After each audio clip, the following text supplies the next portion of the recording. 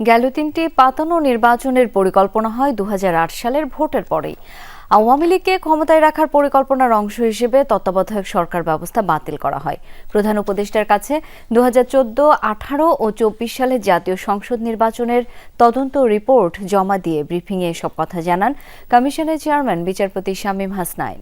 বলেন, তৎকালীন সরকার নির্বাচন কমিশনকে পাপেটে পরিণত করেছিল। আওয়ামী লীগের জয় নিশ্চিত করার এই দুরভিসন্ধিতে প্রশাসনের সাথে নীরবে অংশ নেয় বিচার বিভাগ। নতুন ব্লেন্ডে আরো রিচ অ্যারোমায় সেলন ফ্যামিলি ব্লেন্ড টে। ২০১৪ সালের নির্বাচনে ১৫৩টি আসনে বিনা প্রতিদ্বন্দ্বিতায় আওয়ামী লীগের জয়লাভ। ১৮ এর নির্বাচনকে প্রতিদ্বন্দ্বিতামূলক দেখানোর আর ২৪ সালের ডামি নির্বাচন ছিল সাজানো, সুপরিকল্পিত।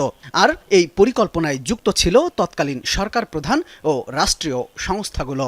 এমন তথ্যই উঠে এসেছে গেল তিনটি নির্বাচনের পোস্টমর্টেমে গঠিত তদন্ত কমিশনের রিপোর্টে। সোমবার সন্ধ্যায় প্রধান উপদেষ্টার কাছে রিপোর্ট হস্তান্তর করে জাতীয় নির্বাচন তদন্ত কমিশন। এ সময় ডক্টর ইউনূস নির্বাচনে যেন আর কখনো ডাকাতি না হয় তা নিশ্চিতে ব্যবস্থা নেয়ার তাগিদ দেন। পরে ব্রিফিংয়ে তদন্ত কমিটির প্রধান জানান, ২০০৮-এর ভোটের পরই হয় পরবর্তী নির্বাচনগুলো পাতানো করার পরিকল্পনা।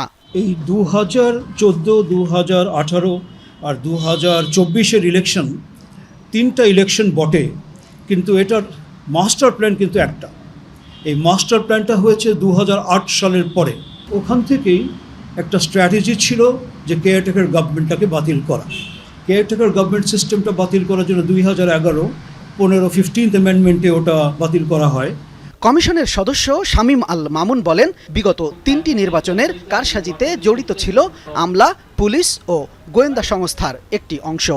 তদন্ত কমিশনের প্রাক্কলন অনুযায়ী ২০১৮ সালে ৮০% কেন্দ্রে রাতের বেলায় ব্যালট পেপারে সিল মেরে আওয়ামী লীগের বিজয় নিশ্চিত করে রাখা হয় আগেই, মানে ইলেকশনের আগের রাত্রেই। আওয়ামী লীগকে জেতাতে প্রশাসনের মধ্যে এক ধরনের অসৎ প্রতিযোগিতা ছিল, ফলে কোনো কোনো কেন্দ্রে ভোট প্রদানের হার ১০০%-এরও বেশি হয়ে যায়। ইভিএম প্রকল্প নির্বাচন কমিশনের ছিল না, এমনটা জানিয়ে বলা হয় এটি ছিল সাবেক প্রধানমন্ত্রীর সামরিক উপদেষ্টা তারিক সিদ্দিকী ও সামরিক কর্মকর্তাদের চাপিয়ে দেয়া লুটপাটের প্রকল্প। আমরা তদন্ত করে বের করলাম যে এই প্রজেক্ট আসলে নির্বাচন কমিশনের ছিল না। এটা তৎকালীন প্রধানমন্ত্রীর যে নিরাপত্তা উপদেষ্টা তারেক আহমেদ সিদ্দিক এবং তার অনুসারী কিছু সামরিক কর্মকর্তা, তারা জোর করে এটা নির্বাচন কমিশনের উপর চাপিয়ে দিয়েছে। গেল তিনটি নির্বাচনের আরও অধিকতর তদন্ত সহ ৪০টি সুপারিশ করেছে কমিশন। সেই সাথে বলে, নির্বাচনগুলোতে অনিয়মের সাথে জড়িত দোষী ব্যক্তিদের বিরুদ্ধে আইনানুগ ব্যবস্থা নেয়ার কথা।